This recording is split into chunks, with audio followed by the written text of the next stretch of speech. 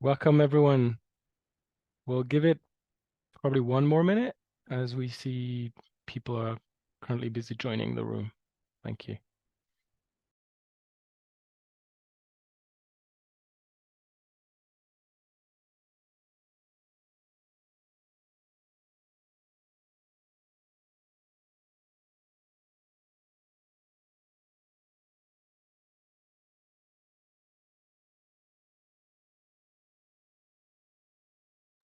Wonderful.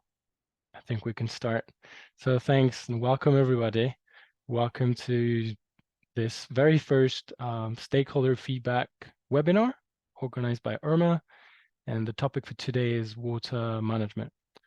So this is part of a series of thematic live consultations or webinars that IRMA is hosting to inform the IRMA standard revision process. Alan, next slide, please. So I'm Pierre de Pasquale. I'm IRMA Standards Director. And today in this call, I am accompanied by my colleagues, Alan Septoff, Amy Boulanger, and Anne Meist. So the plan for today, we'll just share some brief house rules for today. You would have noticed that the chat function is enabled today, so I'll tell a little bit more about that. Explain the ways for you to contribute to this live consultation stakeholder feedback session, and remind you about the IRMA revision process very briefly, and then we'll get into, I think, the core element of today's session, the proposed changes on this water management chapter, and we'll have time to take as many questions, comments, suggestions, feedback, inputs at the end of the session. But I'm already encouraging and inviting everybody here to contribute throughout the session, and I'll tell just a little bit more about that in a minute. Next slide, please. Right, so house rules for today. So this event is hosted by IRMA, the Initiative for Responsible Mining Assurance. It's us, and the event is being recorded. The recording will be made publicly available on the IRMA website. Now, because the chat is open, and feel free to introduce yourselves already and use it. We just remind everybody that you may not post any unlawful, offensive, threatening, libelous, defamatory, obscene, objectionable content. No links or content that are hateful, degrading, criminal, sensitive, or actually advocates or promote intolerance or hate against other people. And we also remind you to not send any spam content or elements that would try to, link to unrelated products, services, or initiatives. Next slide. And I'm saying all of this because, as I said in the beginning, the intent for today is really to create a space for you all to contribute to the IRMA standard revision process. So it's this event and the series of live consultations that we're holding between this week and the end of January is one of the many opportunities and communication channels that are available for all stakeholders around the world to contribute to the IRMA standard revision process. I'll tell you more about these ways, but one is actually having a dedicated online platform that you can access on our website. And so today, the very practical ways you have to contribute are twofold. We have enabled the Q&A function, question and answer of Zoom, which should be located at the bottom of your screen. And you can submit any comment, suggestion, feedback, question, concern, recommendation to IRMA. What's important, I think, with the Q&A function is that you can decide to submit content in an anonymous way. You simply tick the send anonymously option when you send content to us. Next slide. The other way for you to contribute is the chat, which again, I remind everyone is open. Feel free to start using it. You can use the chat function to share content, again, questions, concerns, suggestions, feedback, input, recommendations, solutions. You can share that with the whole audience. But note that this function doesn't allow you to do that in an anonymous way. So if you want your identity to be to remain anonymous, you'd rather use the Q&A. Next slide. In any case, whether you're using the Q&A or the chat function, all the content that you're sharing with us today will be saved and considered by IRMA as part of the standard revision process. This is exactly the same as if you were sending us a formal email to say, look, these are my comments, suggestions on the water management chapter. Next slide. Right, so the IRMA revision process itself, also just to sort of bring everybody up to speed and make sure we, all speaking the same language today. So next slide. IRMA is busy reviewing and revising the IRMA standard for responsible mining, version 1, that was officially published and released in 2018. Why are we doing a revision, right? The first reason is it's a normal practice. It's actually a best practice recommended by standard setting organizations to regularly review the standard, the requirement, to make sure we remain accountable to all our sectors and that the standard is aligned with IRMA mission and vision. We are also making changes and revision to remain up to date. So make sure we reflect the latest understanding around responsible mining, responsible mineral value chains that is informed by other standards, policies, laws. We are using this opportunity to add clarity, make the standard clearer. We've learned a lot over the last 5 years. We want to make it more accessible, more auditable. We are also using this revision process to add consistency, to better align the flow of different chapters that are similar and make sure everything is really rooted and embedded in good and sound management systems practice. And clearly, it's also an opportunity for us to fill gaps. So to address some of the most significant issues where IRMA has perhaps fallen behind over the course of 5 years, or a number of issues that were emerging 5 years ago and now are more are not emerging anymore, and we need to address them in the standard. Next slide, please. And also very important to IRMA, and I think to all the stakeholders and mineral value chains in general, we're using this opportunity of the revision to address key phases of the mineral supply chain. So the IRMA standard for responsible mining that was published in 2018 only covers mining per se, so extraction of minerals. And now we are combining, next slide, please. Just previous slide, we're combining mining with 2 drafts that we published in 2021 on exploration and mining development and a standard for responsible mineral processing. So the new draft standard for responsible mining and mineral processing 2.0 that we published a few weeks ago now integrates and unifies these 3 phases. And for the next slide, I'll turn to my colleague, Amy, please. Thanks so much, Pierre. I'm here to tell you both what's here and what's not here. And one of the most important things that's not here is it's not a finished document, and it's not a document that is approved by IRMA's multi-stakeholder board. It's really an invitation by IRMA's board of directors to join a conversation that's an active working effort in progress.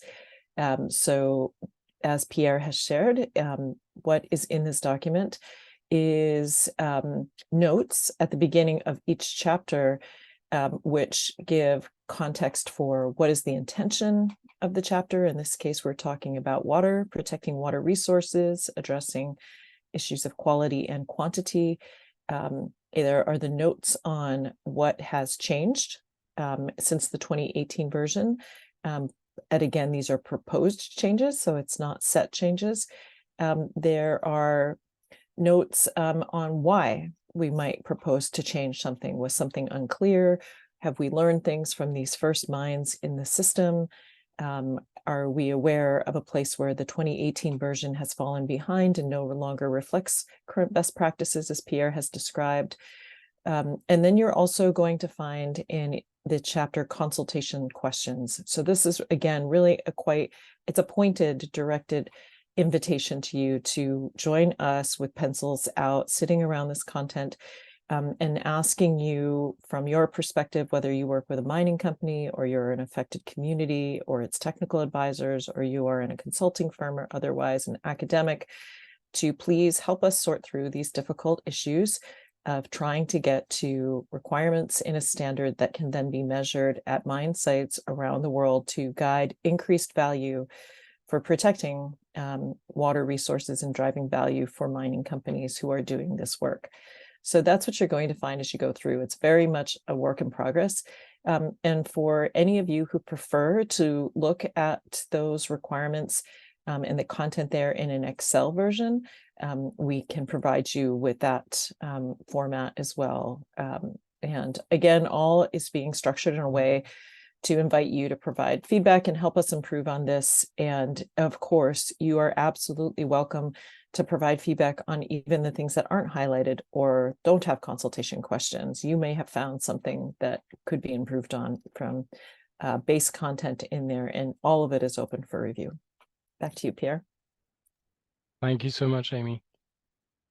Next slide, please, Alan.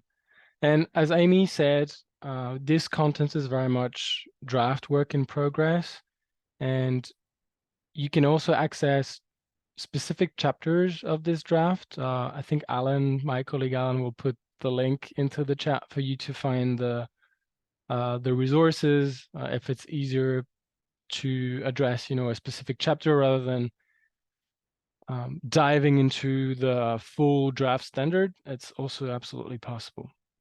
And I'll be sharing some more specific content with you later on in the chat as well. So this draft, I mentioned it a little bit before, but it's really informed by first the experiences that we've gained from the initial IRMA audits. And you may be aware that we have now 4 public audit reports that have been published.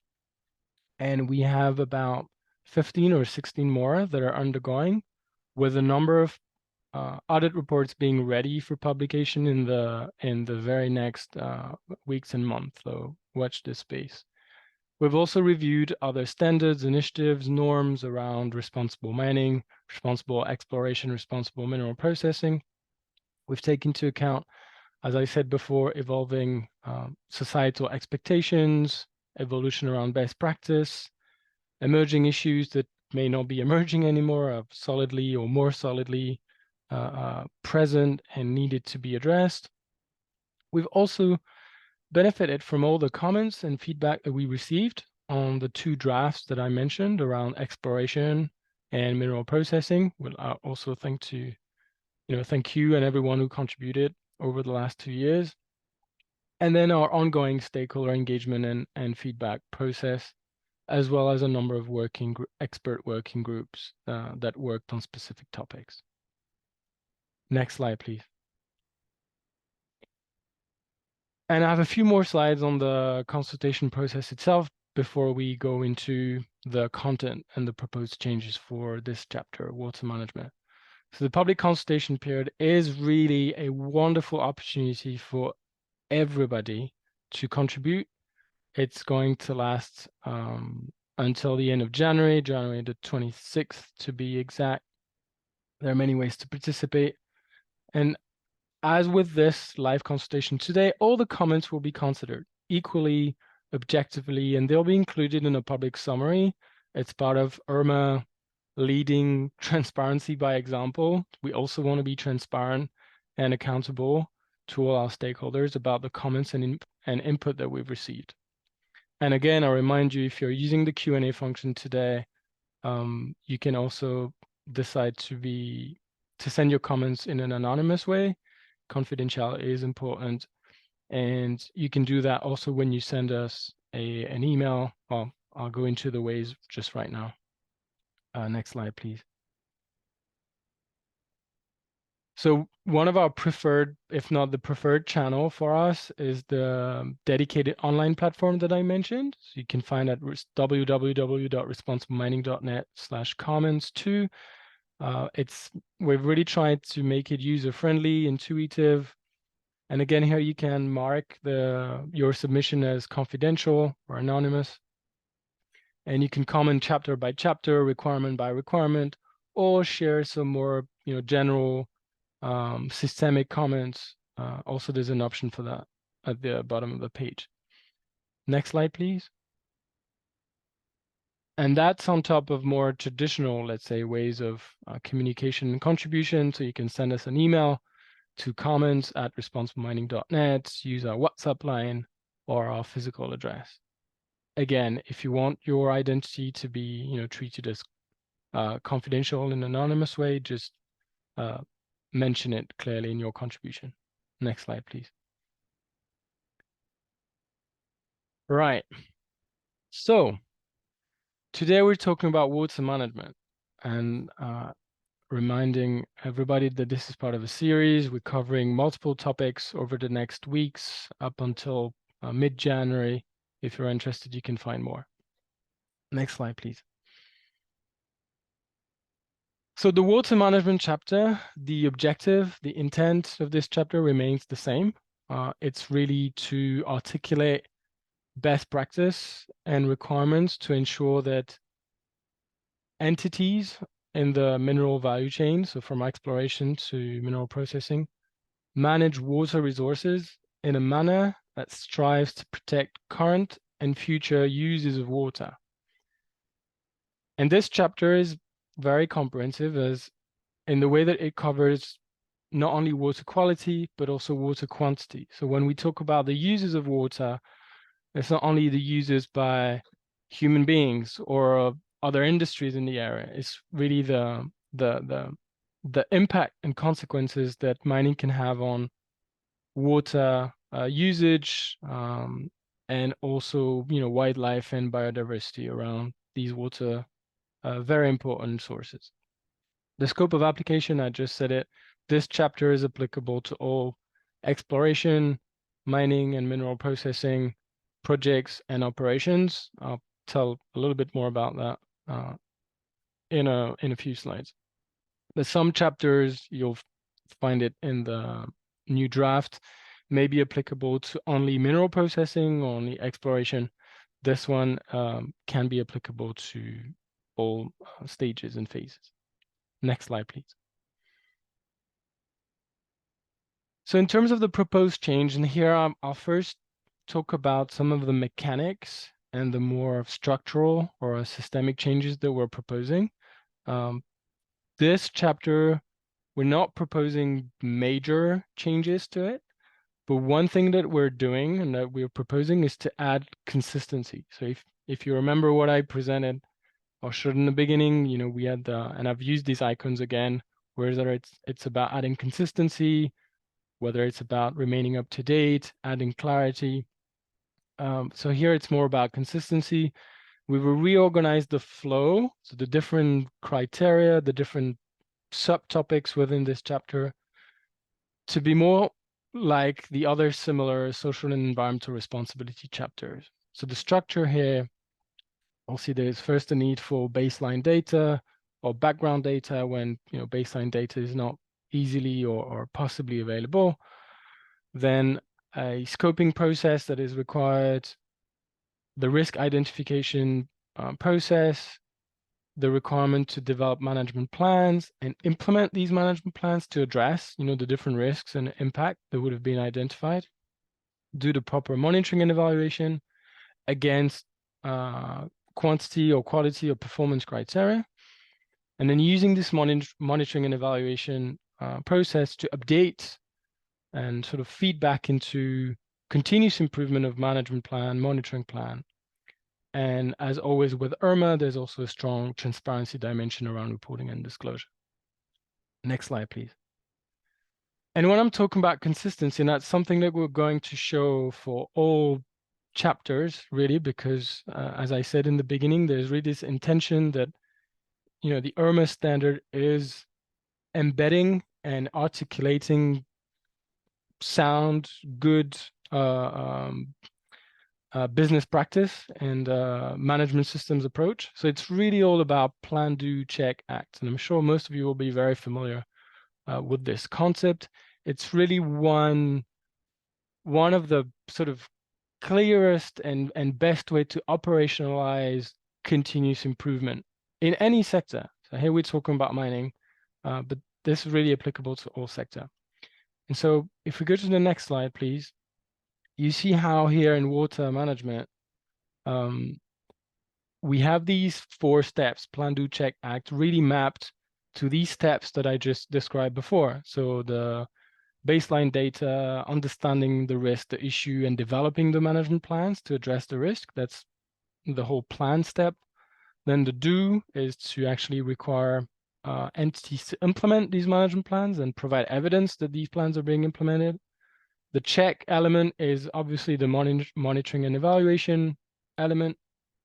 And then when you act with responsive action and corrective action to update your management plans and monitoring plans over time.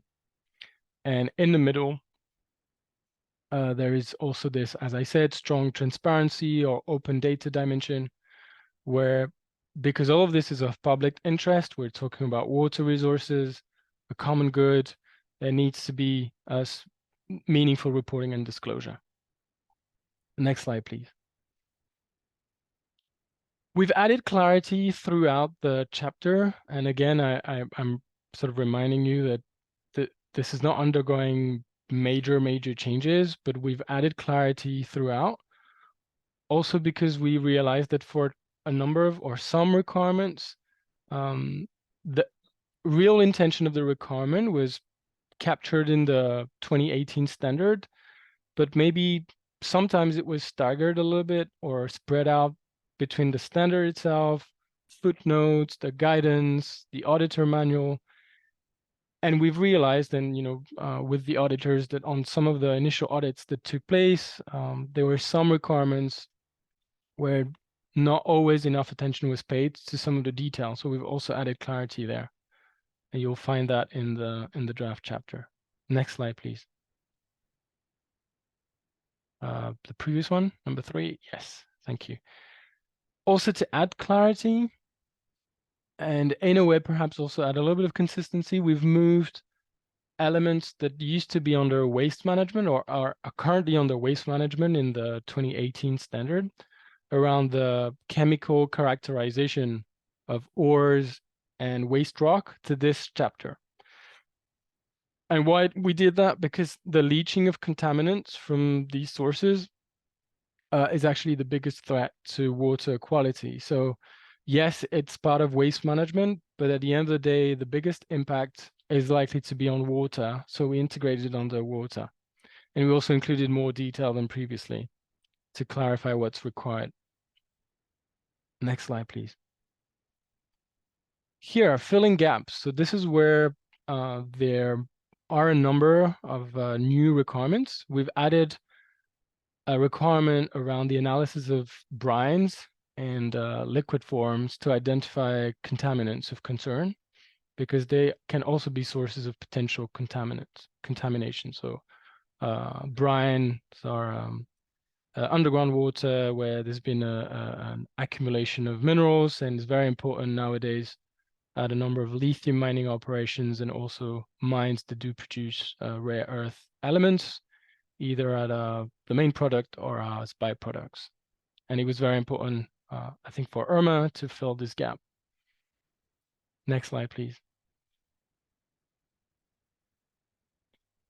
We've also elaborated on a number of concepts that were touched upon throughout the chapter in the 2018 version around conceptual site models, water balance models, and assessment of pathways and receptors.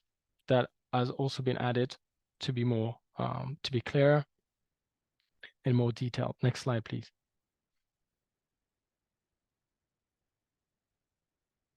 Where we've also added both clarity and tried to remain up to date, we are proposing a new annex that you can find, again, in the water management chapter, a new annex that is related to best practice for designing management plan and selecting and designing mitigation options where impacts cannot be avoided.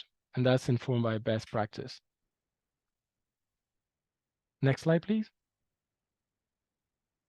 And we've also revised the data reporting requirements. That was initially a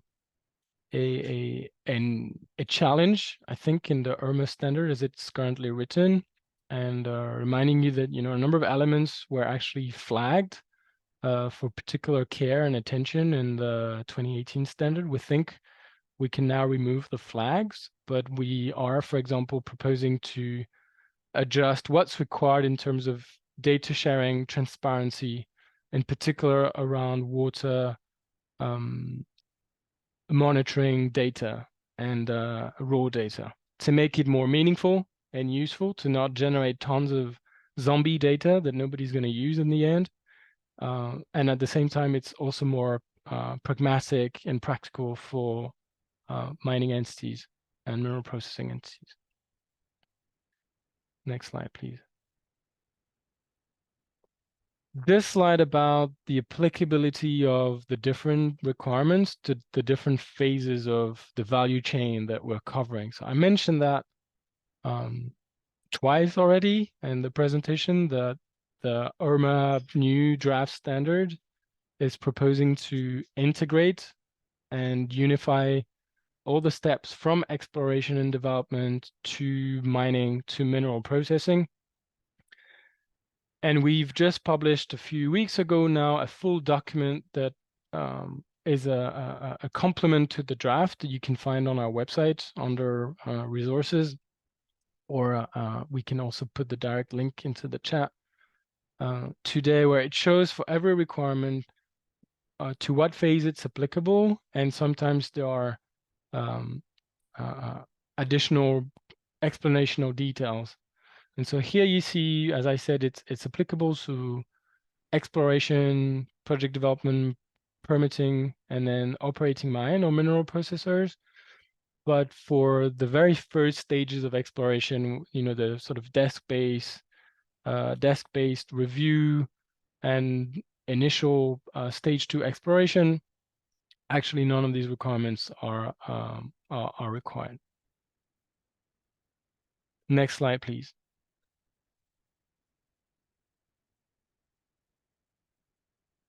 Right. So what I wanted to share here, and again, reminding you, I see that there's already some, questions coming in. You can either use the chat or the Q&A function of Zoom to share content with us.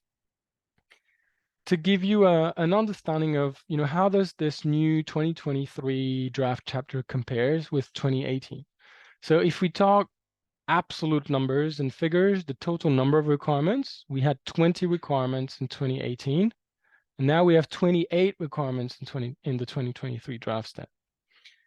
But wait a minute, because this is not actually 8 new requirements. And why? Because in practice, we are splitting the what used to be, or what is currently in the 2018 standard, requirement 4222 on risk scoping. At the moment, it mixes water quality and water quantity together. And for the sake of clarity and auditability, we've split that into 2 requirements.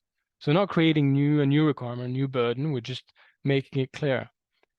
Then I mentioned it before, we've moved, the mine waste, the characterization of the mine waste source to this chapter. So it used to be under, and again, we'll have to get that clarified to myself. It's not used to it. In the current official 2018 standard, mine waste source characterization is under water waste management 4132. And we've moved that under water management. So again, it's not a new requirement, it's just been moved.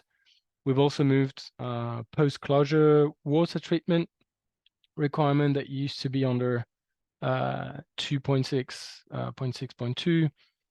And we've actually split it into 2. Again, there's one part around the sort of risk assessment and decision-making process that needs to be part of this long-term water treatment, if absolutely necessary. And then the second element that is also in the 2018 chapter where we've separated out where there are indigenous peoples and indigenous rights that need to be respected, including free, prior, and informed consent. That's been separated into a separate requirement. Next slide, please.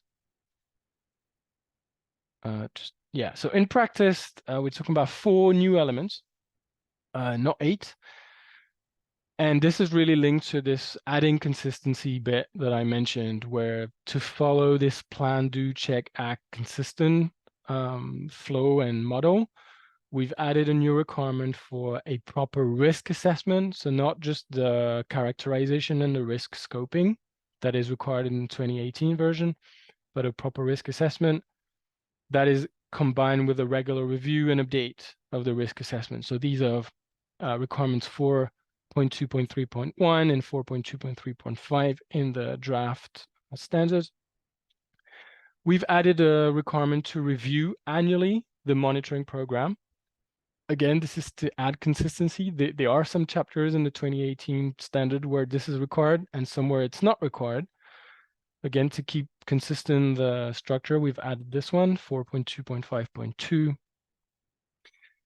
And we've added a new requirement for entity to share summaries of water data with stakeholders from affected communities on a monthly basis. And we've added example and guidance around, what these sheets and data could look like to be meaningful. Again, to the point that I mentioned before, we're not here advocating for, reporting for the sake of reporting. It needs to be meaningful and inform the sort of constructive dialogue between all stakeholders in and around the mine or the mineral processing entity. Next slide, please. So we're getting to, I think I'm done with sharing the overview of changes, and now I want to highlight some key consultation questions that are in the draft. And we also want to make sure we have time for questions, comments, suggestions. So again, reminding you all that you can do that now. So some key consultation questions. I think one that is very critical and where we've learned a lot, in particular, thanks to the different pilots and then the audits, the actual audits that have taken place and are now ongoing. And as I said in the beginning, we can really see a sort of rapid scale up, if you'd like, of the IRMA system, with more and more audits being released soon and more mines getting into the system. So the requirement 4.2.3.1 in the 2018 standard on prevention and mitigation of impacts to water, which is, I think, for many, the most important element of this chapter. It says that the operating company, in collaboration with stakeholders, shall evaluate the options to mitigate the adverse impacts on water quantity and quality, and options should be evaluated in a manner that aligns with the mitigation hierarchy. So the mitigation hierarchy is also a key concept or approach throughout the IRMA standard, and we've kept that in, where it's absolutely the first necessity to try avoid impacts, and then if they can't be avoided, there's a need to minimize them, then to mitigate, and as a last resort, to compensate, remedy, or offset these impacts. But the way it's written in the 2018 standard is very general. And the problem with very general requirements, even though the intention is good, it's very difficult to audit. And no matter how much guidance we have created around, over the years, and how we've consistently and sort of strengthen the training modules for auditors and sort of peer learning to make sure this is audited in a meaningful and comparable way. We just needed to change that. So next slide, please. And apologies for the unreadable slides that are coming up, but it's just to show visually on the right-hand side, 2018, this is, these two sentences that I just read out. And on the left-hand side, what we are proposing in 2023. So first to split it into two, to separate water quantity and water quality.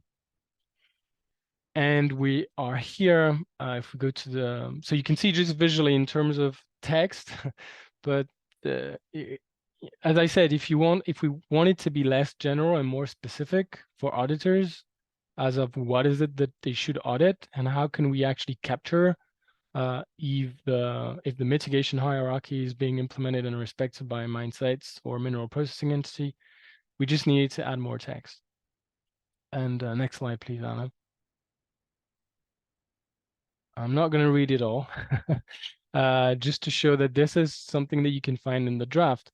But basically, we are elaborating on this very general and probably too simplistic 2018 requirement to provide more detail. What does it mean for, well, first of all, for a company to respect and implement the mitigation hierarchy with, this, again, this intention of the IRMA standard being among many other users, but being a tool for companies to continuously improve and apply best practice at their operations. So what the mitigation hierarchy would mean in practice to, as I said, avoid, then minimize, mitigate, or restore, remedy, or compensate for impacts to water quality and water supply, water quantity. And to go with that, we are proposing, I mentioned it in the overview of proposed changes, a new annex that contains best practice measures to minimize risks to water quality associated with different type of facilities. And really the purpose is for, auditors and companies, like I said, to get a sense of some of the best practices that are there, that are available, that work to protect water and water rights.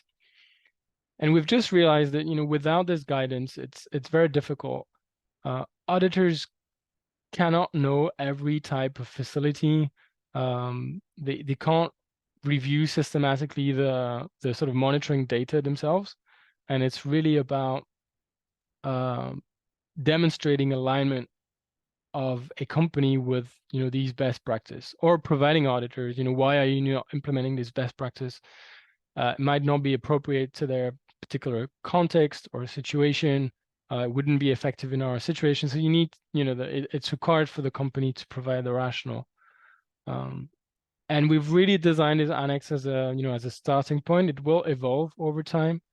But any input on this approach in general, so moving from a very generalistic and maybe simplistic requirement to something more specific, we would really love to hear your comments and suggestions. And then the guidance itself, so calling here water experts, mining experts, or stakeholders who have been experiencing impacts, or also successful solutions and constructive engagement in solutions, whether technical, or I think there's a lot of it is actually down to common sense and good judgment, but that'd be very appreciated. So that's really one key consultation question that we'd love to hear more from you on. And then the last slide,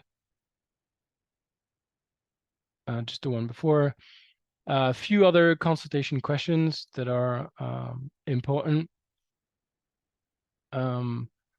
that I also wanted to share with you or highlight here, and again reminding you that you can find them all in the chapter. I think the link was shared in the chat, or will be shared. And what I'm going to share also in the chat right now is a very special link for you all who are attending today. It's a very detailed comparative table between the 2023 proposed requirements opposite the 2018 existing requirements. So everything that I've described here, we've moved this requirement. It's not under waste management anymore. It's there. This ore characterization is there. So for water management chapter here, you have a very detailed table that can be very useful to review. So 4 additional consultation questions that we wanted to highlight. On long-term water treatment, which is one of these requirements we've moved from post-closure and legacy chapters now under water because it's specific to water. We'd love to hear also comments and suggestions on the language that we're using in the approaches, in particular around designing projects and operations where it's sort of identified upfront that there will necessarily be a need for very long-term water treatment. And some of these languages around, there might be scenarios where the best option or best practice would actually to not move forward with a project, in particular if you don't obtain the free, prior, and informed consent of indigenous rights holders who would have rights entitled to this land.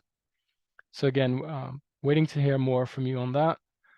Requirement 4.2.5.1, in the proposed draft on water monitoring. So we don't currently have a mandatory or required frequency for sampling. And we're considering requiring that samples are collected and analyzed on a monthly basis, unless there's a very good and legitimate reason for having a different frequency. But again, we'd like to have some comment on that. And then 2 other, I can address the one on the in the bottom right corner, the annex. I just mentioned it before, on water monitoring and reporting guidance that you can find at the end of the chapter. Again, any content that you do not believe is best practice, or any content that is missing, elements that should be included that you're aware of or would like to share with us, that you would, you would like it to become part of the IRMA standard. Again, reminding everyone, I think this wonderful opportunity for everybody to contribute directly and actively to the future of the IRMA standard, widely recognized as the most comprehensive and best standard at the moment on responsible mining. And one final piece that I wanted to share with you today on data sharing. So also something I mentioned in the overview of proposed changes. This is a very complex and challenging issue. So we're proposing a new requirement, 4.2.7.2. I would really love to hear from you on, any example of best practice of how water data is or was shared with affected communities. We have, a number of examples ourselves, and they were taken into account to develop the requirement and the guidance and the template that that you can find a link in the draft.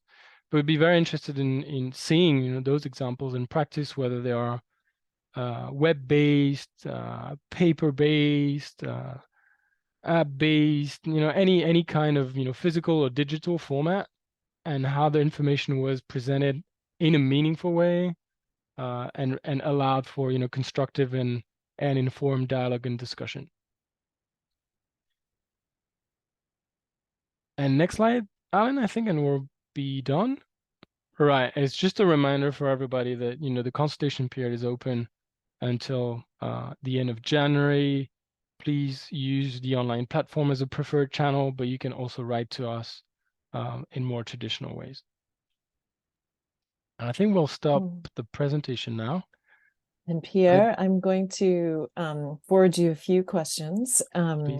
And I'm also going to note, you are welcome to write in the chat, as some are. You can also write in Q&A. If you write in Q&A, I'm not sure the audience can all read it. And so if you're feeling more shy, you cannot. Alan's confirming. So if you feel a bit more shy, you can feel free to put things in Q&A, and I'll read, and I will not attribute without your permission there. So I'll say we have a number of points in Q&A which are through with representatives who are actually auditing. So I'll note right now, we already have There are 10 different companies with 19 different mine sites, which are in independent audit in IRMA right now, and a fantastic resource to us on what is it like to take the 2018 version on the ground and have it audited. And so thank you for those of you chiming in from that perspective. Some great things which are just simply about auditing and the importance of having auditors on the site who speak the regional language where that mine site is located, not only for the connection with civil society stakeholder engagement during the audit, but to read technical documents. Which of course so important.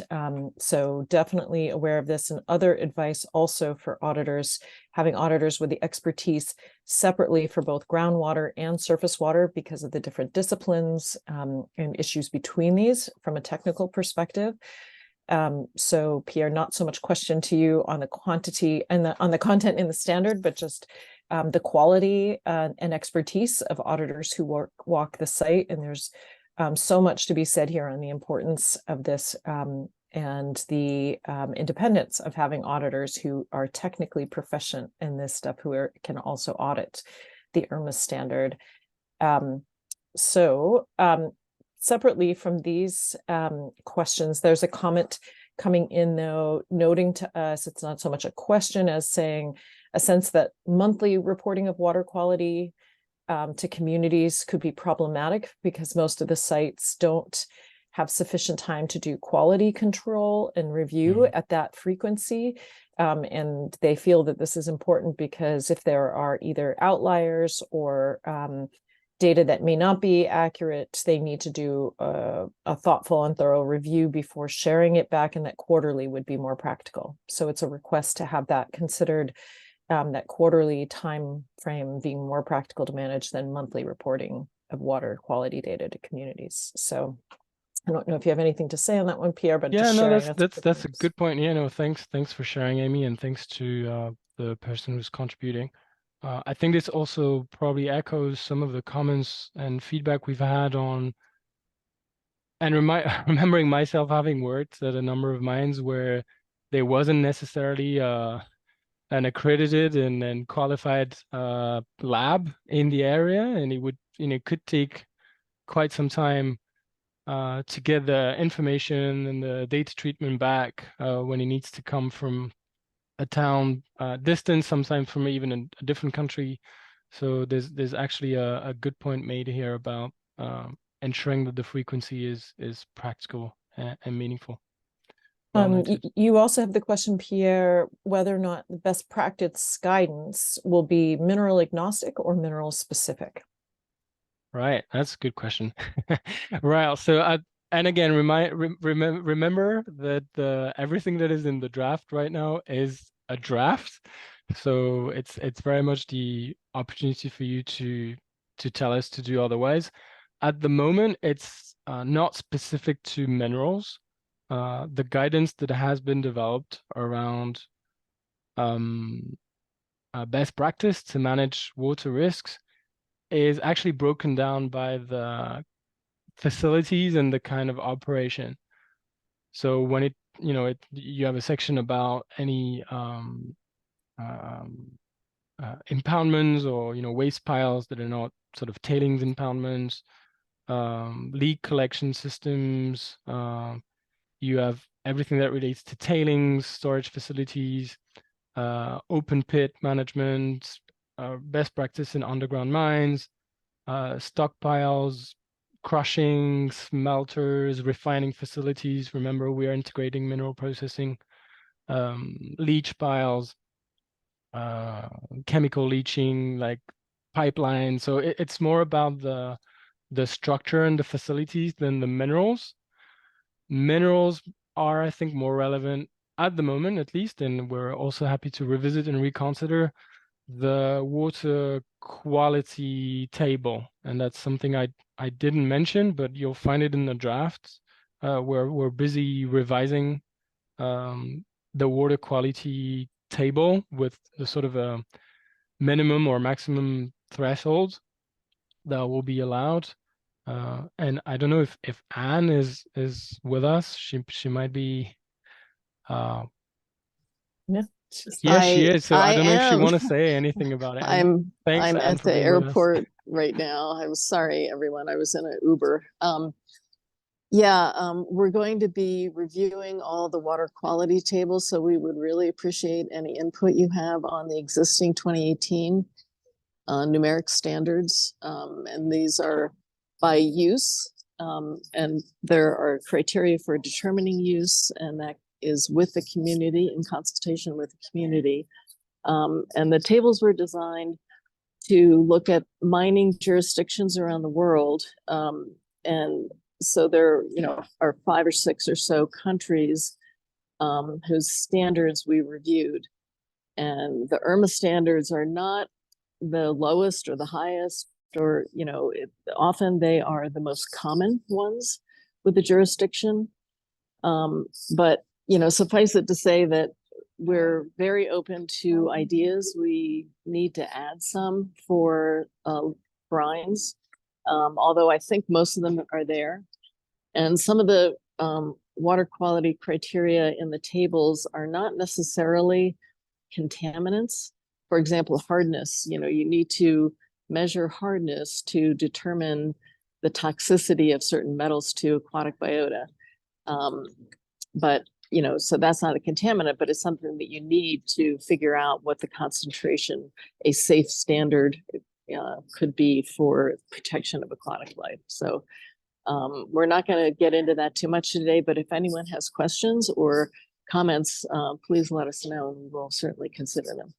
Thanks, Pierre. And 2 things I'll Thank you. lob your way, and from comments and things going into Q&A. One is not so much a question on a technical level, but just acknowledging that data sharing could be very unpopular with some communities where there's poor understanding of what matters, and companies who experience conflict with communities around them, which reminded me mostly that how much this cross-references with the stakeholder engagement chapter, and how I wish, and that many communities have what does exist at some mine sites. There are some mine sites, including ones participating in the IRMA program right now, where companies have created a fund for community-based groups to take those funds and hire their own technical experts to help them understand data, water quality data, monitoring data. It's been quite effective. I think for companies not yet doing it, it sounds scary, or it sounds like it's a company influencing what a community might think. But I'm telling you, it's in practice, it's been quite effective, where communities can hire their own PhD, have someone who has the technical expertise help them review the data and provide feedback, and have a constructive conversation on an equal technical ground with the company. So we're happy to share more insights. So for that questioner who asked anonymously, just want to share, please feel free to be in touch with us, and we're happy to share more insights on that. And there was a question here about whether IRMA will take the GARD guide and MEND guide as international best practice for characterization of mineral wastes, as is being used in the global tailings context. And I wonder if you want to speak to that, or Pierre. We are definitely relying a lot on the GARD guide. It's an industry supported live standard, so to speak, that's available online, but they've got the best practices in terms of, and this is something that's in chapter 4.1, not in the water management chapter, but short-term, long-term leach testing, mineralogy, other, kind of more geochemistry issues. They're very good on that in terms of predicting acid mine drainage and metal or contaminant leaching. So definitely take a look at that. And we are going to be leaning on that heavily. We probably won't use it 100%, but it's pretty good. I did want to make a comment about the previous input about separate consultants for groundwater and surface water. I actually disagree with that, because we are very interested in groundwater surface water interactions. And I believe if you have different groups of consultants or auditors looking at those, you're going to be missing the groundwater surface water interactions. Just a comment. certainly if we have them cross-referencing know each other, so we make sure there's expertise. I think the comment is mostly making sure there's sufficient expertise in both spaces so that we're not anemic with someone knowing one, but not really understanding the context of the other. But yeah, good point. working together. Let's see. There was a sense that there is poor understanding of geochemical test work to characterize mineral waste by sites and auditors. And this would be a great thing to have discussed with companies who are doing audits. So I think that could be a future teach-in, Pierre and Anne, on the geochemical test work to characterize mineral wastes. So let's put that on our list. Thank you so much for that input. And the importance of having auditors go on site who can speak the local language for technical document review, not just to engage with stakeholders from a social perspective. All great points on the audit side. Question in the chat around best practices often not adequately preventing or managing risks. How does IRMA plan to build on the requirement for best science practice for assurance? This is a tricky question. I think it's really part of the very challenging approach that IRMA has been taking all the years through. How do you set and find a practical and implementable compromise between what could be, you know, sometimes desired but doesn't have any practical implementation or example at the moment? Where do you draw the line between current best practice? And we agree, I think, with the comment that there are many fields where for many years and still up as of today, there isn't a current best practice that is up to, you know, societal expectations and what we expect of responsible companies. So I don't know, and to, you know, water in particular, there you want to add or Amy for IRMA in general. This is a very good question that we work on every day, I think. Yeah, I mean, I agree that best practice is a term of art and it might not necessarily be best. And so, you know, we look at all the ones that would be considered best practices, and there's so many around the world. Australia has a lot, Canada has a lot, the US has a lot. And we try to pick the ones that are, and to modify them somewhat to make them auditable. But I guess all I can say at this point is that it's a very good comment. And we need to consider that. You know, we're not, you know, we're not trying to pick one group necessarily, although I did mention the Guard Guide has a lot of good practices. But we're looking at them all and trying to determine what will be auditable, protective, and able to be shared, you know, in an understandable way with the community. To this end also, Anne, I know this is long-term water treatment is an issue close to your heart as well. There was a question related to the challenge of that in practice, and that water bodies are often shared by various stakeholders. You spoke earlier to the idea of different uses, different water quality standards by uses, but this person's mentioning, you know, should one entity be held responsible for the long-term water treatment for pollution which is caused by other parties?